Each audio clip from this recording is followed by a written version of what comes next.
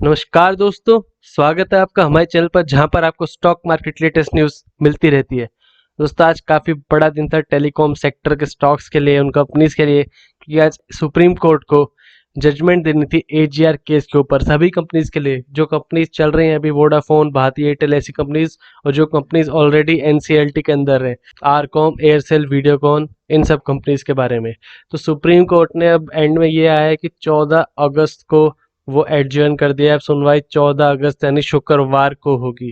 तो अब एक और डिले डाल दिया गया इसमें। और लेकिन आज इसमें एक ऐसा अहम क्वेश्चन पूछा गया सुप्रीम कोर्ट की वजह से, जिसने इस पूरे केस का अगर हम बोलें तो पूरा रुख ही पलट दिया है। और ये मैं उन कंपनीज की बात कर रहा हूँ जो एनसीएलटी में चल रही है, जो बैंकरप्ट हो रही हैं, और उससे उन बैंक्स ने उन कंपनीज से जिनको इस कंपनी को कर्जे दे रखे थे, उनको काफ़ी धक्का लग सकता है। तो अब आप एक खबर पे ध्यान दीजिएगा कि सुप्रीम कोर्ट ने एजीआर मैटर, आप देख सकते हैं कि 14 अगस्त तक एडजर्न कर दिया है।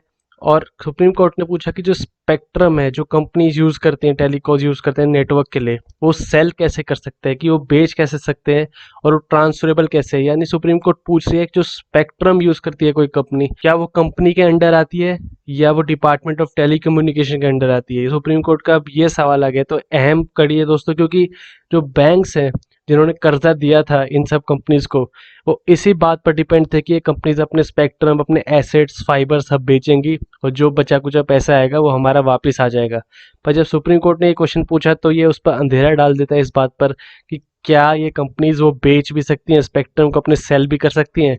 दोस्तों आपने देखा होगा कि आरकॉम के स्पेक्ट्रम को यूवीएआरसी कंपनी ने कुछ दिन पहले खरीदा था, वो केस भी चल रहा था, जिसको 19 अगस्त तक टाल दिया गया था। तो अब इससे आरकॉम जियो डील और आरकॉम यूवीएआरसी डील काफ़ी अंधेरे में आ जाती है कि क्या वो डील होगी भी, कि सुप्रीम कोर्ट ने आज एक ऐसा क्वेश्चन पोज कर दिया है। यहाँ पर बताया जा रहा है कि सुप्रीम कोर्ट ने तुषार मेहता, जो सॉलिसिटर जनरल है, उनको बोला है कि हम एक्सप्लेन करें अगली हियरिंग में कि स्पेक्ट्रम बेचा कैसे जा सकता है और क्या वो ट्रांसफरेबल है, और अगली बार वो प्रिपेयर्ड हैं, क्योंकि आते ही ये सवाल किया जाएगा, इससे साफ है। और बेंच ने पूछा है मिस्टर मेहता से कि एनसीएलटी के ऑर्डर्स का क्या कनेक्शन है इससे। तो आप जानते होंगे सुप्रीम कोर्ट कुछ टाइम से आईबीसी को क्वेश्चन कर रही है कि सारी कंपनियां इंसॉल्वेंसी के लिए क्यों भाग रही हैं, इंसॉल्वेंसी के लिए क्यों अप्लाई कर रही हैं, क्या ये तरीका है अपने पुराने कर्जे से बचने का। तो आप जानते होंगे जब कंपनी इंसॉल्वेंसी में आ जाती है, बैंकरप्ट घोषित कर देती है, तो उसको अपने एसेट्स ही बेचने पड़ते हैं, दूसरा तरीका है नहीं। तो सुप्रीम कोर्ट ये जानना चाह रही है सब इंसॉल्वेंसी के लिए क्यों फाइल कर रही हैं, क्या ये अपने जो टोटल कर्जा है उससे बचने के लिए कर रही हैं। तो इस बात पर क्लियर होना चाहती है सुप्रीम कोर्ट। मिस्टर मेहता ने जजेस के सामने बोला है कि गवर्नमेंट ने अपील की है कि स्पेक्ट्रम्स जो है वो नेशनल प्रॉपर्टी है और वो बैंकरप्सी एसेट्स के अंदर नहीं आने चाहिए। तो दोस्तों मैं आपको बता रहा था कि जिन कंपनियों से एसेट्स खरीदे हैं, स्पेक्ट्रम खरीदे हैं, शायद उनके लिए अब पॉसिबल नहीं होगा खरीदना, अगर इसके लिए अच्छे से जवाब नहीं दिया गया अगली बार। तो यहाँ आप देख सकते हैं मैं क्यों बोल रहा था कि पूरा रुख बदल गया है केस का। और इसके साथ साथ आप देखें तो वोडाफोन आइडिया और भारती एयरटेल का एजीआर केस है, जिसके लिए समय मांगा गया था तकरीबन 15 साल का, उसको भी एडजर्न कर दिया गया। उस पर कुछ खास नहीं बोला गया है, तो इसमें भी हमें वेट करना पड़ेगा। और एक और नोटिस करने वाली बात है दोस्तों, जस्टिस अरुण मिश्रा जो हेड कर रहे हैं बाकी जजेस के साथ इस केस को, वो 3 सितंबर को रिटायर होना है। तो ये ध्यान देने वाली बात है दोस्तों कि 3 सितंबर अभी आने वाली है। तो ऐसा उम्मीद करेंगे सब कि अभी जल्दी ही इस केस का रिजल्ट आ जाएगा, अगली बार नहीं तो एडजर्न होकर, लेकिन 3 सितंबर तक आ जाना चाहिए, क्योंकि जस्टिस मिश्रा के अंदर ये केस काफ़ी टाइम से लिया है, उनको पूरी खबर है इस केस की, इसलिए उम्मीद रहेगी कि वो अब जल्दी से जल्दी फैसला सुना दे। और ऐसा बताया जो जा रहा है दोस्तों कि सेंट्रल गवर्नमेंट ने एनसीएलटी को बताया गया है कि स्पेक्ट्रम एक नेशनल प्रॉपर्टी है, एसेट नहीं हो सकती है और बेचा नहीं जा सकता है। तो उसके बाद जजेस ने क्वेश्चन किया जो एएसएल है, जो खुद एनसीएलटी के अंदर चल रही है, बैंक्रप्सी के अंदर चल रही है, उसके स्पेक्ट्रम और लाइसेंस को कैसे बेचा गया और परमिशन किसने दी गई। तो ये भी एक क्वेश्चन आता है दोस्तों। एयरसेल आप जानते हैं, उसको भी यूवीएआरसी कंपनी ने खरीदा है। ये कंपनी, इन दोनों कंपनी के स्पेक्ट्रम खरीदे हैं, यूवीएआरसी ने आरकॉम के और एयरसेल के, और एयरसेल के ऑलरेडी बिक चुके हैं। तो अब सुप्रीम कोर्ट ने क्वेश्चन किया कि ये स्पेक्ट्रम कैसे बेचे जा रहे हैं। तो दोस्तों आप जानते हैं पूरा रुख बदल दिया अब केस का सुप्रीम कोर्ट ने। और सेंटर ने बोला कि एएसएल के ड्यूज 12,000 करोड़ के हैं, और जो डिपार्टमेंट ऑफ टेलीकम्युनिकेशन है उनके लिए मेन सवाल है सुप्रीम कोर्ट का कि जो कंपनी ऑलरेडी बैंकरप्सी में चली गई है, उनसे वो कैसे पैसा वसूलेंगे, अब वापस पैसा कैसे आएगा। जिनका एक मेन रीज़न था अपने टावर्स को, फाइबर्स को, स्पेक्ट्रम्स को बेचने का। पर उसमें एक चीज़ जो स्पेक्ट्रम है वो बिल्कुल लिस्ट से हटा देने की बात करे सुप्रीम कोर्ट, तो इसके बाद पैसा रिकवर होगा तो उतना नहीं होगा, या फिर होगा भी ये डीओटी को और सभी बैंक्स को अब देखना पड़ेगा आगे वाली हियरिंग में। हम देख सकते हैं आरकॉम और उसके यूनिट्स का टोटल एजीआर ड्यूज 25,000 करोड़ का है और एयरसेल का 12,390 करोड़ के आसपास का है। तो काफ़ी बड़ी अमाउंट है और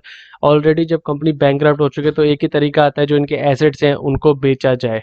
तो इधर अब एक क्वेश्चन खड़ा हो गया है कि स्पेक्ट्रम नहीं बेच सकती तो स्पेक्ट्रम किसके अंडर आता है? स्पेक्ट्रम नेशनल प्रॉपर्टी है या फिर जो कंपनी यूज़ कर रही है वो उनकी प्रॉपर्टी मानी जाएगी? क्योंकि दोस्तों ड्यूज़ या फिर हम बोल सकते हैं कि एडजस्टेड ग्रॉस रेवेन्यू तो पे करना ही पड़ रहा है कंपनी को। और वहाँ पर एक क्वेश्चन आता है कि जब कंपनी रेवेन्यूज पे कर रही है तो क्या वो एक तरीके से रेंट दे रही है यूज़ करने का या फिर उनके अंडर आ जाता है?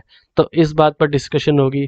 और ये बात भी दोस्तों वोडाफोन आइडिया के जो इन्वेस्टर्स हैं उनको काफ़ी परेशान कर रही होगी कि अब भी रिजल्ट नहीं आया है। आज हमें वोडाफोन आइडिया के शेयर में थोड़ी तेजी देखने को मिली थी, सभी टेलीकॉम सेक्टर में थोड़ी उछाल देखने को मिली थी सुबह सुबह। सभी उम्मीद कर रहे थे एससी हियरिंग से एक अच्छा रिजल्ट आएगा, पर एक केस फिर से एडजर्न कर दिया। और जब 19 तारीख को अब आरकॉम जियो डील और आरकॉम यूवी एआरसी डील की जो हियरिंग होनी है, जो अप्रूव करना है इनके एसेट्स खरीदने जाने पर, उसका भी एक क्वेश्चन मार्क खड़ा हो गया है। हालांकि जियो ने सिर्फ टावर्स के लिए बिड किया था, तो ये देखने लायक बात होगी कि टावर्स उसके अंडर नहीं आते, स्पेक्ट्रम ही आता है, शायद टावर्स भेज दिए जाए। पर फिर भी दोस्तों अब इस पर एक काफी बड़ा क्वेश्चन खड़ा हो गया है। दोस्तों हमने डिस्कस किया था कि वोडाफोन आइडिया अपने इन्वेस्टमेंट्स ढूंढ रहा है, फंड्स ढूंढ रहा है इसको आगे सर्वाइव में हेल्प के लिए, और उसके लिए इसको बहुत जरूरी था कि पता लगे कि एजीआर ड्यूज कितने समय में पे करना है, उस हिसाब से ये फंड्स उठाएगा।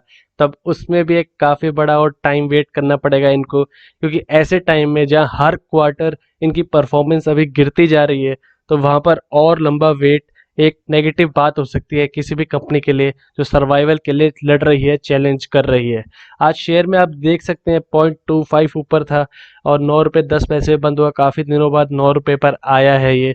और 14 तारीख को देखने लायक बात होगी। उम्मीद है कि अब कुछ दिन तक कंसोलिडेशन में चलेगा, ना ज़्यादा ऊपर ना नीचे, 3 से 4 दिन वेट करेंगे लोग और फिर से अगर अच्छी खबर आई तो हमें उछाल देखने को मिल सकता है।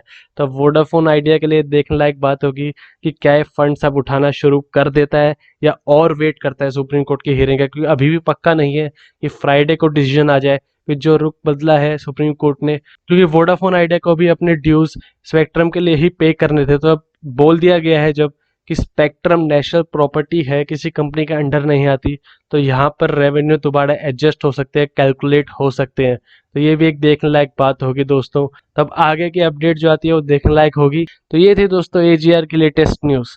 वीडियो पसंद आए तो लाइक कीजिए और ऐसी और वीडियोस के लिए हमारे चैनल को सब्सक्राइब कीजिए।